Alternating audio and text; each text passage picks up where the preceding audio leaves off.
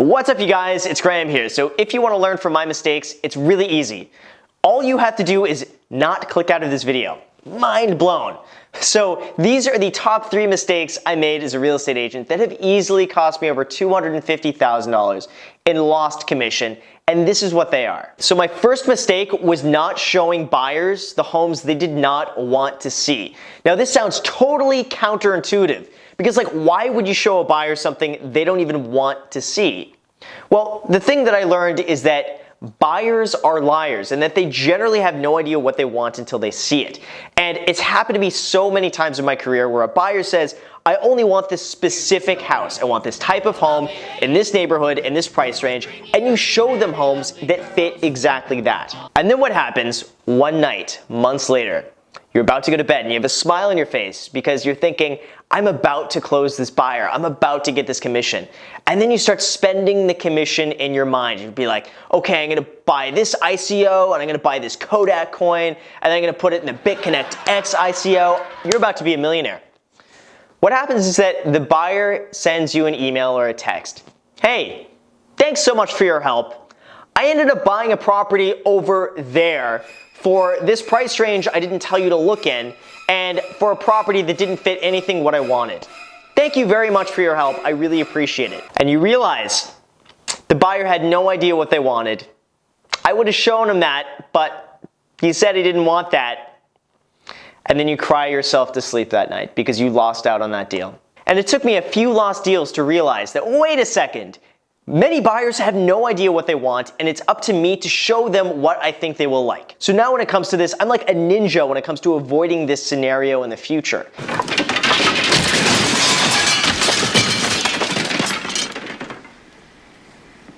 That rack was not built by ninjas.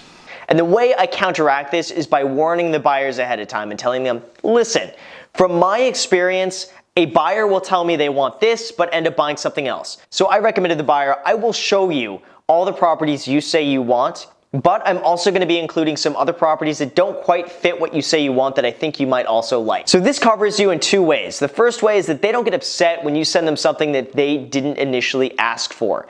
You don't want them calling you and being like, Graham, did you even listen to what I had to say? Why aren't you being like Grant Cardone and sending me exactly what I wanted? I told you I wanted 16 units or more.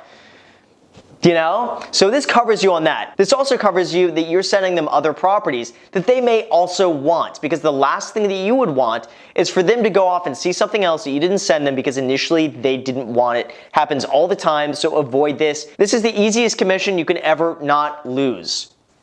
Yeah, I think that's right. Now, my second mistake is not following up with certain clients. Now, I'm getting better at this. I'm still not perfect at this, but I have lost so many deals just because I've lost touch with the client. And I would say when it comes to real estate, half the game is really just following up. Hi, this is Nikki. Leave a message. Hi, Nikki. This is Mike. I met you at the, Open house I was holding the other day. I just called to say that I had a great time.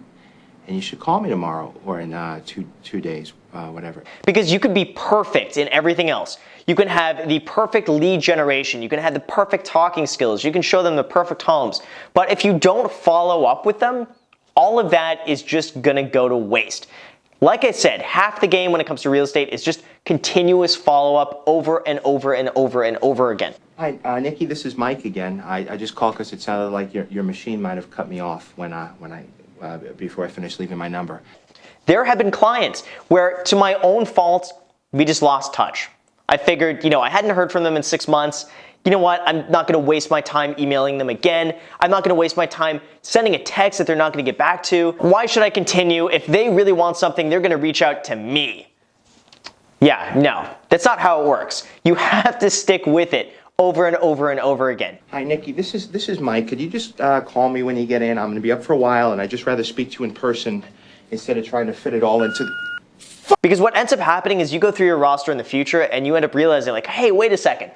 I haven't talked to these people in like a year. Let me call them. You call them up and then magically they pick up the phone and they say, oh, you know what? We didn't hear from you. We got all the emails you were sending us. We were just, we weren't quite ready to buy. We got them all. We got all your text messages. But yeah, we didn't hear from you. And then my best friend's uncle's cousin's sister is a realtor and showed us this one house and we loved it. So we ended up buying. But again, this is the buyers always say this. We We really appreciate your help. Well, there we go. Follow up with your clients. So my biggest recommendation when it comes to this is just put everybody on an email list that you can email consistently, even something on MailChimp. Send something like once a month, every other month, the new listings that you're getting, the recently sold homes, a market analysis. Send something consistently.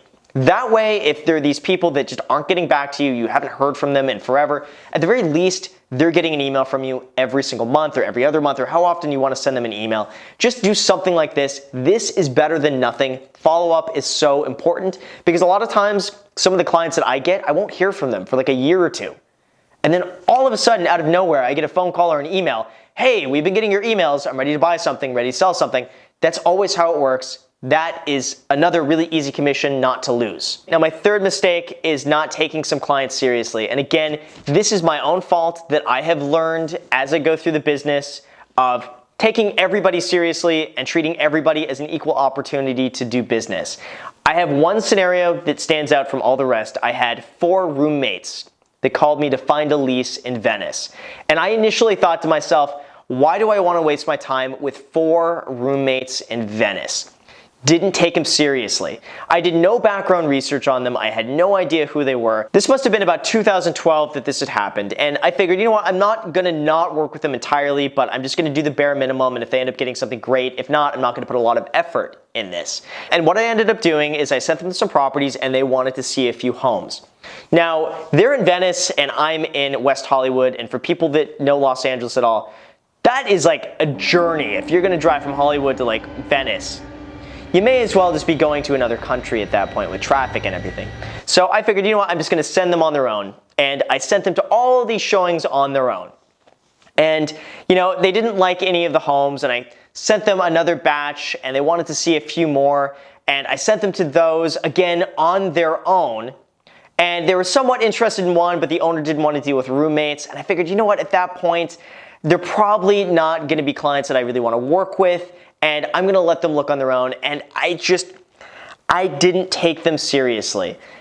It wasn't until maybe 2 weeks later, I was at the gym and I ran into a friend who's another real estate agent. He was the one that ended up showing them one of the houses that I had set up for them to see. And he says, dude, those are great clients you have. Did you end up finding them something? And I was like, yeah. And I was just kind of like, you know, bullshit a little bit. I'm like, oh yeah, great clients. And he was mentioning the company that they worked for and this and that. And then I realized that those 4 roommates were the co-founders of a very popular Venice Beach company. You guys can look, I'm sure you guys know who I'm talking about here. But yeah, it was for the 4 co-founders of, I'm sure they're all billionaires right now. But didn't take them seriously enough to go and meet them in person and show them houses. Had I done that, had I just made the effort to go down to those showings, had I just made the effort to meet them and build that sort of rapport and trust and everything else that goes along with something that's in person, that would have been an easy in to that whole industry and to those people and to build a relationship with them. And of course, as soon as that happens, I call them back and I'm like, hey, did you end up finding something? And they ended up finding something just a few days prior to that. And I missed out on that. And of course, now I see that they're all buying $5 to $20 million homes. And you know, that, by the way, could be well over $1 million in lost commission there. So my recommendation is you treat everybody seriously. You treat everybody as an equal opportunity to do business. So you don't go in with any preconceived notions that they might be a difficult client, that you don't want to work with roommates, that they have a bad credit score, that it's ideally, especially in the beginning, you work with as many people as possible and you learn from my 3 mistakes right here. Really simple things to do, doesn't take a lot of effort to do them. These are all really easy ways to make more money in real estate just by learning from my mistakes. So with that said, you guys, I have one favor to ask of you. Just one favor. If you guys like this video, make sure to smash the like button. And also, if you're not already subscribed, why don't you subscribe?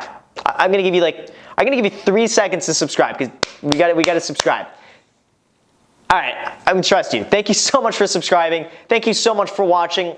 feel free to add me on Snapchat and Instagram as well. I post there pretty much daily. So if you want to be a part of it there, feel free to add me there. And I also set up a private Facebook group for people who are interested in real estate, who want to share strategies and tips as either an investor or a real estate agent or anything real estate related. You want to be a part of the group. The link is in the description. Feel free to add yourself to that and I will approve you. So thank you again for watching. I really hope this was helpful, and until next time.